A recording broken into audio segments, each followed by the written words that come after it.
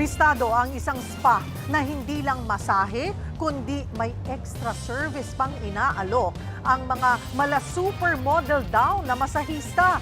Ayon pa sa NBI, posible raw na mayayamang negosyante ang parokyano sa spa. Nasa frontline ng balitang yan, si Gio Robles. Mistulang ordinaryong spa sa umaga, pero pugad pala ng prostitusyon sa gabi. Yan ang nabisto ng NBI sa sinalakay na establishmento sa Quezon City.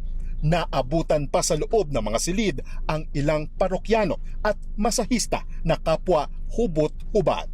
Ayon sa tip sa NBI, hindi raw basta-basta nakakapasok sa spa. Kailangan mag-book gamit ang isang messaging app. Dito, makikita ang larawan ng mga masahistang supermodel daw sa ganda. Naglalaro ang presyo ng kanilang serbisyo sa 5,700 hanggang 18,000 pesos. Kasama na sa presyo ang entrance fee at tip. Nagbabago lang ng category kung depende dun sa physical feature tsaka yung edad ng therapist na pipiliin mo. Yan ang kanilang mas bata, mas maganda, presumably mas mataas ang kanilang rate. Pero hindi lang daw Swedish at Japanese massage ang serbisyo. May shower pa kasama ang therapist bago at matapos ang session. At ang binabalik-balikan ng mga parokyano ang all the way extra service o ES na pakikipagtalik. Masyadong mataas yung rates. Maganda rin yung venue such that hindi katakataka na malamang ay talagang malalaking mga negosyante na may kakayahan na magbayad ang nag-a-avail ng services. Siyam na masahista ang na-rescue.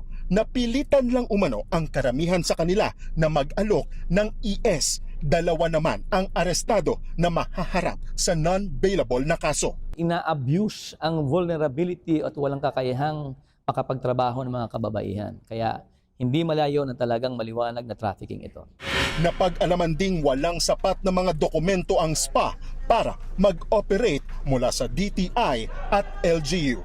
Ipinasara na ang spa habang ang dalawang inarestong may-ari nahaharap sa reklamong large-scale trafficking.